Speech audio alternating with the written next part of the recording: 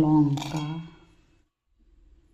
আদা, রসুন, এই টমেটো একসাথে পেস্ট করে নেব। তেলের মধ্যে একটু লবণ আর একটু হলুদ দিয়ে দিলাম মাছগুলো ভেজে তোলার জন্য। আপনারা তো জানেন আমি এইভাবে মাছ ভাজি।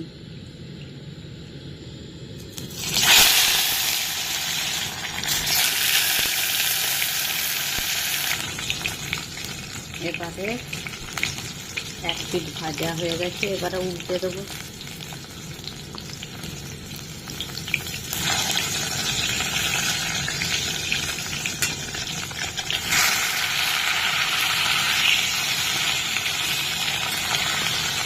ভালো করে ভেজে নেব।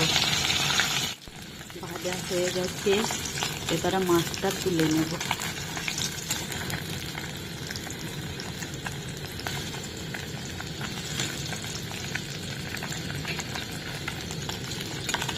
এইরকম করেই সব মাছগুলো ভেজে নেব।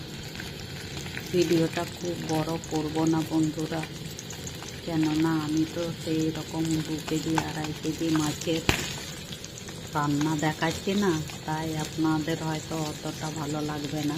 তাই একটু ছোট করে 5 মিনিট 6 মিনিট করে ভিডিও বানাবো। আপনারা সবাই দেখবেন এবং আমার চ্যানেলটিকে সাবস্ক্রাইব করে আমাকে এগিয়ে যেতে সাহায্য করবেন, আর বন্ধু হয়ে অবশ্যই পাশে থাকবেন।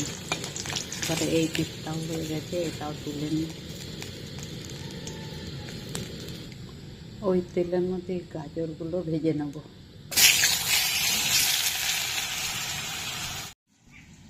মাছটাও ভেজে নিয়েছি, গাজরটা ভাজা হয়ে গেছে, তুলে নেব। ওই তেলের মধ্যে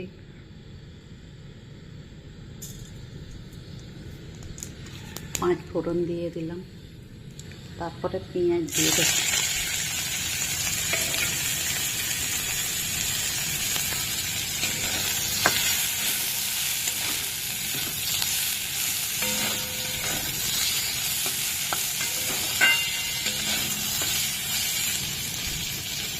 তার সাথে ক্যাপসিকাম দিয়ে দেব।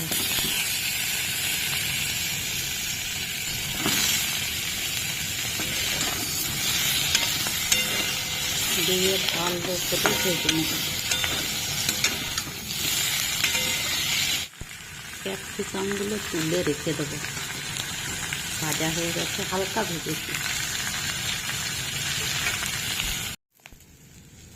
মশলার পেস্টটা দিয়ে দেবো।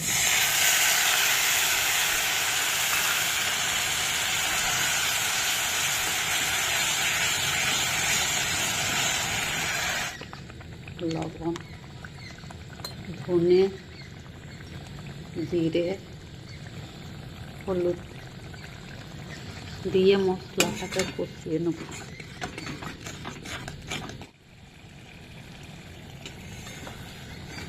দেখুন ভালো করে মশলাগুলো কষে নিচ্ছি। সামান্য একটু জল দিয়ে দিয়েছিলাম যাতে মশলাটা পুড়ে না যায় এবং ভালো কষা হয়ে যায়। বন্ধুরা, নিজের সময় নিয়ে একটু কষছি, পুরোটা তো আপনাদের দেখাতে পারিনি। আপনারা মনে মনে ভাবেন যে ভালো করে মশলা কষে না, মশলা কষাটাই হচ্ছে আসল। খুব ভালো করে মশলাটা কষে নিই আমরা। মশলাটা ভালো করে কষা হয়ে গেছে, এবার আমি গাজরটা দিয়ে দেব, দিয়ে কিছুক্ষণ কষে নেব।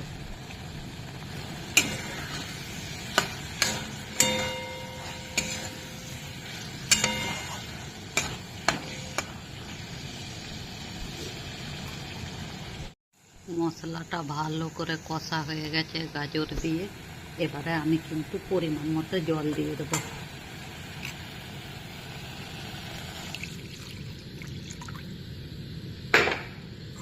দিয়ে নাড়িয়ে নেব।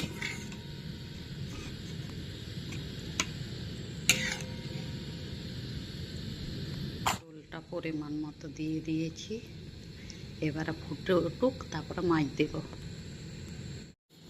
ঝোলটা ফুটছে, এবারে মাছগুলো দিয়ে দেবো।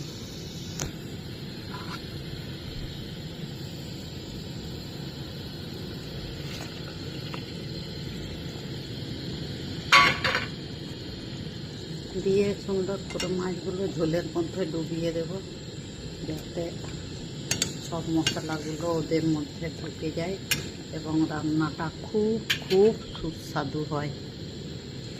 এবারে ঢাকা দিয়ে রান্না হতে দেব। বন্ধুরা, ঢাকনা খুলে দেখি রান্না কত দূর।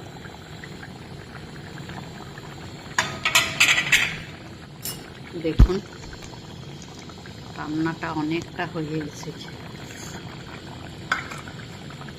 এবারে আমি ক্যাপসিকামগুলো দিয়ে দেবো।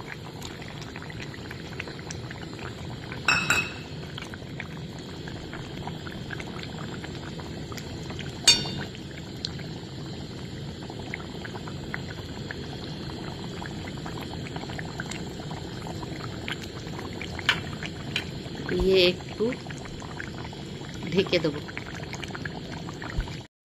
এই যে কিছুক্ষণ হোক, 2-3 মিনিট, তারপরে বন্ধুরা রান্নাটা আমার হয়ে গেছে।